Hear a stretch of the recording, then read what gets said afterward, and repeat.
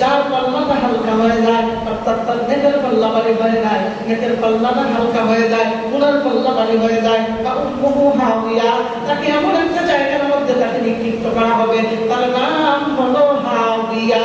নাউযুবিল্লাহ বলেন। হাওিয়া এমন একটা জায়গা, তাফসীরে ইবনে কাসিরের মধ্যে উল্লেখ করা হয়, হাওিয়া এমন একটা জায়গা, এমন একটা জায়গা যে জায়গার মধ্যে মানুষদেরকে শাস্তি দেওয়া হয়, বা উম্মুহু হাওিয়া, এমন একটা কঠিন জায়গা যে জায়গার মধ্যে মানুষকে মারাত্মকভাবে শাস্তি দেওয়া হয়। বলেন নাউযুবিল্লাহ। তাফসীরে ইবনে কাসিরের মধ্যে উল্লেখ করা হয়, হাওিয়া নামক এই জায়গাটা হলো জাহান্নামের মধ্যে এমন একটা জায়গা যে জায়গার মধ্যে যার বদির পাল্লা, যার নেকির পাল্লা হালকা হয়ে যায়, তাকে ওই হাওিয়া নামক জাহান্নামের মধ্যে নিক্ষেপ করা হবে। বলেন নাউযুবিল্লাহ। ওয়ামা আদরাকা মা হিয়া নারুন হামিয়া। হে রাসূল, আপনি কি জানেন হাবিয়া নামক এই জাহান্নামটা কেমন ভয়ঙ্কর? আল্লাহু আকবার। কেমন ভয়ঙ্কর আপনি কি জানেন? নারুন হামিয়া, এটা এমন একটা মারাত্মক জায়গা, এমন একটা মারাত্মক জায়গা যেই জায়গার মধ্যে মানুষের ঠ্যাংগুলো, তাদের পাগুলো উপরের দিকে দিয়া, মাথাগুলো নিচের দিকে দিয়া তাদেরকে জাহান্নামের মধ্যে নিক্ষেপ করা হবে। বলেন নাউযুবিল্লাহ। যেমনি ভাবে আমাদের সমাজে আলেম ওলামাদেরকে মিথ্যা মামলা জড়াইয়া, নারী কেলেঙ্কারিতে জড়াইয়া যেমনি ভাবে তাদেরকে রিমান্ড দেওয়া হয়, আলেম ওলামারা যখন তারা জেলখানা থেকে বের হয়েছে তখন তারা তাদের দৃষ্টান্তগুলো বলে দিছে যে আমাদেরকে পাগুলো উপরের দিকে দিয়া, মাথা নিচের দিকে দিয়া ঝুলাইয়া আমাদেরকে রিমান্ডে মারা হয়েছে। ঠিক তদ্রুপভাবে হাবিয়া নামক জাহান্নামের মধ্যে যে সমস্ত বান্দারা একে অপরের উপরে অন্যায়ভাবে জুলুম করেছে, অন্যায়ভাবে মামলা দায়ের করেছে, আল্লাহর কসম একবার, আল্লাহর কসম দুইবার, আল্লাহর কসম তিনবার, কেউ যদি কারো উপর অন্যায়ভাবে যদি কারো উপর জুলুম করে থাকে, হাবিয়া নামক জাহান্নামের মধ্যে ওইভাবে লটকাইয়া তোমাদেরকে পিটানো হবে। আলহামদুলিল্লাহ। ওই দিন আল্লাহ রাসূল বলেন, ওই দিন ওই জাহান্নামের মধ্যে মারাত্মকভাবে মারা হবে। আল্লাহ তাআলা বলেন, ওয়ামা আদরাকা মা হিয়া নারুন হামিয়া। হে রাসূল, আপনি কি জানেন হাবিয়া নামক এই জাহান্নামটা কেমন ভয়ঙ্কর, কেমন ভয়ঙ্কর? নারুন হাবিয়া, এমন কঠিন শাস্তি দিবেন মানুষকে উল্টো করে ঝুলাইয়া যখন নিক্ষেপ করা হবে, মানুষের শরীরগুলো পুড়িয়া ছারখার হয়ে যাবে। আবার যখন বান্দাকে উঠানো হবে, পুরোপুরি গঠন করা হবে, আবার ওই জায়গায় নিক্ষেপ করা হবে। নাউযুবিল্লাহ বলেন। যারা এই জুলুম অত্যাচারে ইস্তিমরুয়া চালিয়েছে, আল্লাহর কসম রেডি থাকো, তোমাদের জন্য জাহান্নাম আছে। এই জন্য সাবধান, কারোর উপর অন্যায়ভাবে জুলুম করবেন। আলেম ওলামারা তারা কি বলবে? কোরআন হাদিসের কথা বলবে, এর বাহিরে তো আর কোনো কিছু বলবে না। সত্য কথা বলবে। তারা কি বলবে? ও ভাই সুদ খায় না, ও ভাই ঘুষ খায় না, ও ভাই জাহান্নামের দিকে আগায় যায় না, অন্যের মাল তুমি আত্মসাৎ করিও না, ও ভাই এতিমের মাল গোপন করিও না, ও ভাই রাষ্ট্রকে তুমি হেফাজত করো, তুমি রাষ্ট্রটা চালাও, আল্লাহকে ভয় করে চালাও, তুমি সমাজকে পরিবর্তন করো, আল্লাহকে ভয় করে পরিবর্তন করো, তুমি সমাজকে চালাও, তুমি ওই রকম ভাবে চালাও, আল্লাহকে ভয় করে চালাও। সমাজ চালাইতে গিয়ে যেন আমি জাহান্নামী না হই, রাষ্ট্র চালাইতে গিয়ে যেন আমি জাহান্নামী না হই, পুরো পরিবার চালাইতে গিয়ে যেন আমি জাহান্নামী না হই। আমি যদি জাহান্নামী হয়ে যাই তাহলে আমার ওই রাষ্ট্র চালাইয়া, ওই সমাজ চালাইয়া, ওই পরিবার চালাইয়া আমার কি লাভ হবে? ওই পরিবার চালাইয়া যদি আমি জাহান্নামে যেতে পারি। এই জন্য আল্লাহ রাসূল বলেন, প্রকৃত হাকিম যে, প্রকৃত শাসক যে, তারা আল্লাহর জান্নাতে যাবে। সুবহানাল্লাহ। তবে যদি ন্যায় বিচার যদি সংগঠিত করে, যদি আল্লাহর ভয় ভীতি নিয়ে চলে, তাদেরকে আল্লাহ তাআলা হাসরের ময়দানে আরশের ছায়াতলে আল্লাহ স্থান দিবে। সুবহানাল্লাহ। তাদের মর্যাদা কতটুকু দেখছেন? কোন বিচারক যদি ন্যায়ভাবে বিচার করে, তার আকাশচুম্বির জনপ্রিয়তা আল্লাহ তাআলা দিয়ে দিয়েছেন। আল্লাহ রাসূল বলেন যে 7 প্রকার লোক আল্লাহর আরশের ছায়াতলে স্থান পাবে। সুবহানাল্লাহ। এর মধ্যে যে শাসক, যে বিচারক ন্যায়ভাবে ন্যায় প্রতিষ্ঠিত করেছে, ন্যায় প্রতিষ্ঠা করেছে, ইনসাফ করেছে, ওই শাসক এবং ওই বিচারককে আল্লাহ পাক রব্বুল আলামিন হাসরের ময়দানে আরশের ছায়াতলে স্থান দিবেন। সুবহানাল্লাহ। এই জন্য আল্লাহ বলেন, وَأَمَّا مَنْ خَفَّتْ مَوَازِينُهُ فَأُمُّهُ هَاوِيَةٌ। এর বান্দা যার নেকের পাল্লাটা হালকা হয়ে যায়, যার গুনার পাল্লা ভারী হয়ে যায়। বা উম্মুহু হাওিয়া, তোমাদেরকে জাহান্নামের মধ্যে নিক্ষেপ করা হবে। কেমন জাহান্নাম?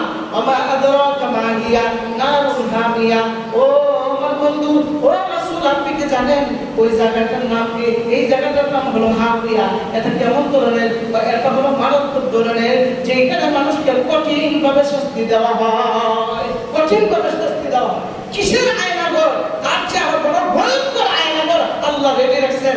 যারা জুলুম অত্যাচারের শিকার হয়েছে, ওই জুলুম অত্যাচারের শিকারের মধ্যে পড়িয়া যারা আল্লাহর উপর ভরসা রাখছে আর ধৈর্য ধারণ করেছে, তাদের ব্যাপারে আল্লাহ কি সুসংবাদ দেয়। আল্লাহ বলেন, যারা জুলুমের শিকার হয়েছে, অত্যাচারের শিকার হয়েছে, যারা বিভিন্নভাবে মানুষদের আক্রান্ত হয়েছে, মানুষ তোমাকে অন্যায়ভাবে অত্যাচার করেছে, এই হালতের মধ্যে পড়িয়া আল্লাহর উপর যারা ভরসা করিয়া সবর করে ধৈর্য ধারণ করেছে, আল্লাহ তাআলা বলেন, ইন্নামা ইউওয়াফাস সাবিরুনা আজরাহুম বিগাইরি হিসাব। সুবহানাল্লাহ। ইন্নামা ইউওয়াফাস সাবিরুনা আজরাহুম বিগাইরি হিসাব। আল্লাহ রাব্বুল আলামিন বলেন, যে সমস্ত বান্দারা জুলুমের শিকার হইয়া, মিথ্যা মামলা জড়াইয়া, নারী কারণে ফাঁসাইয়া এইরকম ভাবে মানুষের উপর জুলুম অত্যাচার করেছে, ওই জায়গার মধ্যে থাকিয়া বান্দা যখন আমি আল্লাহর উপর ইস্তেকামত রাখছে, ইন্নাল্লাযীনা ক্বালু রাব্বুনাল্লাহ, যারা ইস্তেকামত রাখছে, অটল থাকছে, ধৈর্য ধারণ করছে, আল্লাহ তাআলা বলেন, ইন্নামা ইউওয়াফাস সাবিরুনা আজরাহুম বিগাইরি হিসাব। তাদের উপর জুলুম অত্যাচার আছে, ওই সময় বান্দা ধৈর্য ধারণ করিয়া বলছে, ইন্নাল্লাহা মা'আস সাবিরিন, স্বয়ং আল্লাহ আমার সঙ্গে আছে। আল্লাহ যদি তার সঙ্গে থাকে আর কোনো ভয় নাই। ইমানদার ব্যক্তি যখন এইভাবে ধৈর্য ধারণ করে, আল্লাহ বলেন, ইন্নামা ইউওয়াফাস সাবিরুনা আজরাহুম বিগাইরি হিসাব। ও বান্দা, তাদেরকে সুসংবাদ জানায় দাও, ও নবী, তাদেরকে সুসংবাদ জানায় দাও, আমি আল্লাহ রাব্বুল আলামিন তাকে বিনা হিসাবে তার ফলাফল আমি আল্লাহ দান করব। সুবহানাল্লাহ। বিনা হিসাবে তার ফলাফল দান করব। এই জন্যই যে হালতই আপনি পড়েন, যত মুসিবতই আপনি পড়েন, যখন ধৈর্য ধারণ করবেন, স্বয়ং আল্লাহ পাক যেন আয়াত নাযিল করে বলতেছে, ও বান্দা, তুমি বন্যায় কবলিত পড়ছো, বড় মুসিবতে পড়ছো, ও বান্দা, তোমার পরিবারের মধ্যে তুমি মুসিবতে পড়ছো, তুমি রাষ্ট্রীয়ভাবে পড়ছো, মুসিবতে পড়ছো, তুমি পারিবারিকভাবে মুসিবতে পড়ছো, বান্দা ধৈর্য ধারণ করো। আল্লাহ বলেন, ইন্নামা ইউওয়াফাস সাবিরুনা আজরাহুম বিগাইরি হিসাব। বান্দা, তুমি ধৈর্য ধারণ করো, আমি আল্লাহ পাক রব্বুল আলামিন তোমাকে বেহিসাব তার প্রতিদান দান করব। সুবহানাল্লাহ। তার কোনো হিসাব নেই। এই জন্য আল্লাহর পথে, আল্লাহর ভয় ভীতি নিয়ে যদি আপনি আল্লাহর প্রতি যদি আগানো যান, আপনার ইজ্জত সম্মানটা কেমন করে। সুবহানাল্লাহ, আল্লাহু আকবার। আল্লাহ তাআলা বলেন, বান্দা, আমার ভয় নিয়ে যদি সামনে আগায় যাও, তোমার রাস্তা আমি আল্লাহ বলে দেব। সুবহানাল্লাহ।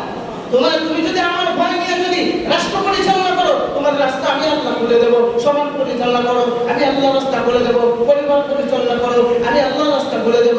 এর বান্দা, শুধু তাই নয়, আমি আল্লাহ পাক রব্বুল আলামিন এমন ইজ্জত সম্মান দান করব, তুমি যখন বান্দা মারা যাইবা, আমি আল্লাহ নবী দ্বারা সম্মান দিয়া আমি আল্লাহ তোমাকে আমার কাছে নিয়ে আসবো। বলেন সুবহানাল্লাহ।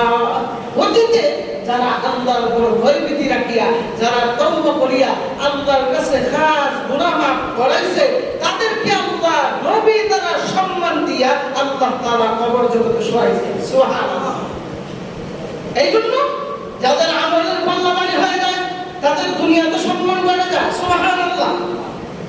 দুনিয়াতে সম্মান বেড়ে যায়, আল্লাহ তাআলার দরবারে সম্মান বেড়ে যায়। বনি ইসরাঈলের এক যুবক ব্যক্তি, সে মারা গেছে মরুভূমি অঞ্চলে। মরুভূমির অঞ্চলে মারা যাওয়ার পরে, বনি ইসরাঈলের যুবক মারা যাওয়ার পরে, হযরত মুসা আলাইহিস সালাতু ওয়াস সালাম বনি ইসরাঈলের নবী ছিলেন। হযরত মুসা আলাইহিস সালাতু ওয়াস সালামকে আল্লাহ পাক রব্বুল আলামিন স্বপ্নে দেখাইলেন, হে মুসা, আমার এক পুত্র, আমার এক বান্দা, মুহাম্মদের বান্দা মরুভূমি অঞ্চলে মারা গেছে। তুমি এখন ঘরে বসে আছো, যাও রে মুসা, যাও, আমার ওই বান্দাকে তাড়াতাড়ি মরুভূমি অঞ্চল থেকে তোমার এলাকার মধ্যে, তোমার মহল্লার মধ্যে নিয়ে আসো। সুবহানাল্লাহ। হযরত মুসা আলাইহিস সালাতু ওয়াস সালাম আল্লাহর এই স্বপ্নের মধ্যে আলহামজানি পাইয়া সাথে সাথে লাফ দিয়ে ঘুম থেকে উঠে গেছে। ঘুম থেকে উঠিয়া এমনি বলতেছে, তাই নাকি? আল্লাহ আমাকে স্বপ্নে দেখাইছেন যে আল্লাহর কোন কুতুব নাকি মরুভূমি অঞ্চলে মারা গেছে, তাহলে তো তাকে নিয়ে আসতে হবে। আর যদি না নিয়ে আসি, তাহলে স্বয়ং আমার বিরুদ্ধে আল্লাহ তাআলা আয়াত নাযিল করে দিবে। সুবহানাল্লাহ। মুসা আলাইহিস সালাতু ওয়াস সালাম আল্লাহ রাব্বুল আলামিন যখন স্বপ্ন দেখাইলেন, যাও তোমার ওই বান্দাকে, আমার প্রিয় বান্দাকে তুমি নিয়ে আসো, মরুভূমি অঞ্চলে গিয়ে দেখো সে মৃত্যুবরণ করেছে, তাকে দাফন করার মতো কেউ নাই, তাড়াতাড়ি যাও। মুসা আলাইহিস সালাতু ওয়াস সালাম বললেন, আমি খবর পাইয়া স্বপ্নের মধ্যে আলহাম পাইয়া দৌড়ে গেলাম মরুভূমি অঞ্চলে, কে দেখি আল্লাহর ওই বান্দা মরুভূমির ওই বালুর মধ্যে শুয়ে আছে। সুবহানাল্লাহ। দিনার ওই লাশটাকে মরুভূমি অঞ্চল থেকে তার মহল্লার মধ্যে নিয়ে আসে। মহল্লার মধ্যে নিয়ে আসার পর মুসা আলাইহিস সালাতু ওয়াস সালাম বলেন, আল্লাহ পাক রব্বুল আলামিন আমাকে স্বপ্ন দেখাইলেন, ও মুসা, তোমার এলাকার মধ্যে তুমি এলান করে দাও, তোমার এলাকার মধ্যে তুমি বলে দাও, ঘোষণা করে দাও, এই যে আমার বান্দাটা যে মারা গেছে তার জানাজা যে পড়বে আল্লাহ তাআলা তার পিছনের সমস্ত জিন্দেগীর গুনাহ আল্লাহ মাফ করে দিবে। সুবহানাল্লাহ। হযরত মুসা আলাইহিস সালাতু ওয়াস সালাম এলান করে ঘোষণা করে জানায় দিলেন, ও আমার লোক সকল, ও আমার কওমের লোক সকল, শুনো, আজকে যে বান্দাটা মৃত দেখতেছো আল্লাহ তাআলা আমাকে বলছেন তার জানাজা যদি কেউ পড়ো আল্লাহ তাআলা তোমাদের পিছনের সমস্ত জিন্দেগীর গুনাহ আল্লাহ মাফ করে দিবেন। সুবহানাল্লাহ। এই ওয়াফাতটা যখন সবাইকে জানায় দিলেন, মানুষ থেকে একটা সারিবদ্ধ হইয়া জানাজার ময়দানে দাঁড়ায় গেছে। সুবহানাল্লাহ বলেন। মুসা আলাইহিস সালাতু ওয়াস সালাম ওই বান্দাকে সুন্দর করে গোসল করাইয়া কাফন পরাইয়া যখন জানাজার ময়দানে নিয়ে আসে, জানাজার ময়দানে নিয়ে আসার পর মুসা আলাইহিস সালাতু ওয়াস সালাম বলতেছে, তোমরা আসলে তোমাদের গুনাহ আল্লাহ মাফ করে দিবেন। সুবহানাল্লাহ। কারণ সে হলো আল্লাহর একজন একজন পুত্র, আল্লাহর একজন মনোনীত বান্দা। আল্লাহ তাআলা স্বয়ং আমাকে স্বপ্ন দেখিয়েছেন, যদি তোমরা জানাজার নামাজ পড়ো তাহলে তোমাদের জিন্দেগীর গুনাহ মাফ করা হবে। এই কথা বলার পর এমনি সমস্ত মানুষগুলো বলতেছে, ও মুসা, তাহলে তাড়াতাড়ি জানাজার নামাজ শুরু করে দেন। সুবহানাল্লাহ। মুসা আলাইহিস সালাতু ওয়াস সালাম আর দেরি করলেন না, সবাইকে নিয়ে জানাজার নামাজ আদায় করলেন।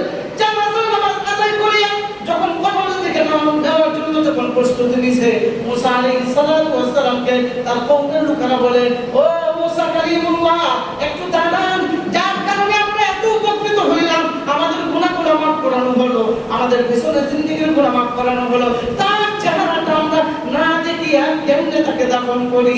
সুবহানাল্লাহ। আরে দাঁড়াও, তার চেহারাটা আমরা একটু দেখি, যার দ্বারা আমরা এত উপকৃত হইলাম, আমাদের গুনাহগুলো মাফ হইলো, তার চেহারা না দেখে তো আমরা সামনের দিকে অগ্রসর হতে পারি না। মুসা আলাইহিস সালাতু ওয়াস সালাম বললেন, না, জানাজা পড়ে গেছি, জানাজা পড়ে এখন দাফনের সময়, এখন তোমাদেরকে দেখানো হবে না। না, মুসা আলাইহিস সালাতু ওয়াস সালাম, যার কারণে আমরা এত উপকৃত হইলাম, আমরা তো তাকে না দেখলে আমাদের অন্তরে প্রশান্তি বা হয় না। সুবহানাল্লাহ। মুসা আলাইহিস সালাতু ওয়াস সালাম এবার সবাইকে এক জায়গায় জড়ো করলেন। জড়ো করাইয়া যখন কাপড়টা যখন সুন্দর করে আড়াল থেকে যখন সরায় নেয়, তার মুখ থেকে যখন সরায় নেয়, সরায় দেওয়া মাত্রই ওই বান্দাকে সমস্ত লোকেরা ছিঁড়ে ফেলছে। সুবহানাল্লাহ। ওই জমানার নবী মুসা, আপনি কোন ব্যক্তিকে নিয়ে আসছেন? যে ব্যক্তিকে নিয়ে আসছেন এই ব্যক্তিকে তো আরো কিছুদিন পূর্বে আমরা সমাজ থেকে, রাষ্ট্র থেকে তাকে বাহির করে দিয়েছি। সে তো জঘন্য কাজ করেছে, জঘন্য কাজ করার কারণে তাকে আমরা সমাজ থেকে, রাষ্ট্র থেকে একদম তাকে বরখাস্ত করে বের করে দিয়েছি। সে ভালো লোক নয়। এমনি মুসা আলাইহিস সালাতু ওয়াস সালাম বলেন, আল্লাহ যদি কাউকে হেদায়েত দিতে চায় তো তোমরা বিদায় করবে। সুবহানাল্লাহ। মুসা নবী বুঝতে পারলাম না, সে এমন একজন লোক, যখন লোক তার দ্বারা জঘন্য গুনাহ হয়েছে, তখন মুসা আলাইহিস সালাতু ওয়াস সালাম বললেন, ও ভাই, আমার কিছু করার নাই, স্বয়ং আল্লাহ যেহেতু আমাকে ইলহাম দিয়েছেন, আল্লাহ যেহেতু আমাকে জানাইছেন, তাহলে বুঝা গেল নিঃসন্দেহে এই আল্লাহর বান্দাটা আল্লাহর জান্নাতি। সুবহানাল্লাহ। তোমরা বিশ্বাস করে নাও, কারণ মানুষ আজীবন তার খারাপ থাকে না। যারা হেদায়েতের রাস্তায় উঠতে চায় এরা তো একবার না একবার ভালো হয়। কোনো মানুষ আছে শৈশবকালে ভালো হয়, কোনো মানুষ আছে শুরুকালে ভালো হয়, আবার কোনো মানুষ আছে বৃদ্ধকালে ভালো হয়। সে হয়তো ওই রকম ভাবে আল্লাহর কাছে কোনো ভালো কাজ করছে, করার কারণে হয়তো সে আল্লাহর কাছে দামি হয়ে গেছে। দামি হওয়ার কারণে আমি মুসা নবী এই কওমের নবী দিয়া জানাজা পড়াইয়া তার ইজ্জত সম্মান বাড়াইয়া আল্লাহ তাকে কবর জগতে শাহিদ করে দিয়েছেন। সুবহানাল্লাহ। এই জন্য বলছিলাম, যার নেকের পাল্লা ভারী হয়, যার নেকের পাল্লা ভারী হয়, গুনার পাল্লা হালকা হয়, তাকে আল্লাহ দুনিয়াতে সম্মান বাড়ায় দেয়, আখিরাতে সম্মান বাড়ায় দেয়। সুবহানাল্লাহ। এই জন্য আল্লাহ পাক রব্বুল আলামিন বলেন, বান্দা সাবধান সাবধান, ওয়া আম্মা মান খাফফাত মাওয়াজিনুহু ফা উম্মুহু হাওিয়া, যার গুনার পাল্লা ভারী হয়ে যায়, যার নেকের পাল্লা হালকা হয়, ফা উম্মুহু হাওিয়া, তোমাদেরকে হাওিয়া নামক জাহান্নামের মধ্যে নিক্ষেপ করা হবে। ওয়া মা আদরাকা মা হিয়া, আল্লাহ রাসূলকে আল্লাহ বলতেছেন, ও নবী আপনি কি জানেন হাওিয়া কি? হাওিয়া কি? নারুন হাওিয়া, এটা এমন একটা জায়গা, এমন একটা স্থান, এটা জাহান্নামের মধ্যে একটা ভয়ঙ্কর জায়গা। আল্লামা তাফসীর ইবনে কাসিরের মধ্যে উল্লেখ করা হয়, জাহান্নামের মধ্যে হাওিয়া নামক এই জাহান্নামের মধ্যে সর্বনিম্ন যে জাহান্নামী তাকে যে এরকম ভাবে শাস্তি দেওয়া হবে, আল্লাহু আকবার, তার পায়ের মধ্যে দুইটা স্যান্ডেল পরানো হবে, দুইটা জুতা পরানো হবে। কি পরানো হবে জোরে বলেন? দুইটা কি পরানো হবে? জুতা পরানো হবে। এই জুতাটা চিন্তা মাত্রই, পরিধান করা মাত্রই তার মাথার মগজগুলো টকটক করে ফুটতে থাকবে। নাউজুবিল্লাহ বলেন। এটা হলো হাওিয়া নামক জাহান্নামের মধ্যে সর্বনিম্ন শাস্তি, সর্বনিম্ন শাস্তি। এখন বলেন বুঝেন বাকি কঠিন আর কতটুকু হতে পারে। হযরত আবু হুরায়রা রাদিয়াল্লাহু তাআলা বলেন, ইয়া রাসূলুল্লাহ, হাওিয়া নামক জাহান্নামের মধ্যে এত ভয়ঙ্কর জাহান্নামী, কিন্তু আমরা দেখা যায় দুনিয়ার মানুষ যদি কাউকে শাস্তি দিতে চায় তাহলে তো দুনিয়ার যে আগুন আছে ওই আগুন দিয়ে জ্বালাই দিলে তো সরকার হয়ে যায়, এই আগুন দিয়ে জ্বালাইলে তো সরকার হয়ে যায়। আল্লাহর রাসূল বলেন তোমার কথা ঠিক, দুনিয়ার আগুন দিয়ে জ্বালাই সরকার করা যায়, কিন্তু দুনিয়ার আগুন দিয়ে জ্বালাইয়া কোনো গুনাহকে জ্বালানো যায় না। সুবহানাল্লাহ। আর গুনাহকে জ্বালানো যায় না। জাহান্নামের আগুন এমন এক আগুন যে বান্দা ভুল করে ফেলেছে, ভুল করে ফেলিয়া তার প্রায়শ্চিত্ত জাহান্নামে বুক করিয়া তার এই গুনাহ আছে, গুনাহগুলো জাহান্নামের আগুন দিয়ে পুড়িয়া এরপরে তাকে জান্নাত দেওয়া হবে। সুবহানাল্লাহ। তাহলে বোঝা গেল জাহান্নামের আগুন বানানো হয়েছে গুনাহ করার জন্য। কি করানোর জন্য? গুনাহ করানোর জন্য। মাকসাদ গুনাহ করানোর জন্য, বান্দাকে ফোরানোর জন্য নয়। এরপরে কেন দেবেন? কারণ বান্দা আল্লাহর অবাধ্য হয়েছে, অবাধ্য হওয়ার কারণে তাদের জন্য আল্লাহ শাস্তি রেখেছেন। আল্লাহ পাক রব্বুল আলামিন আমাদেরকে যতদিন বাঁচায় রাখেন ঈমান ও আমল নিয়ে বাঁচার মতো তৌফিক আল্লাহ দান করুন। সবাই বলি আমিন। ওয়া আখির দাওয়ানা আলহামদুলিল্লাহি রাব্বিল আলামিন।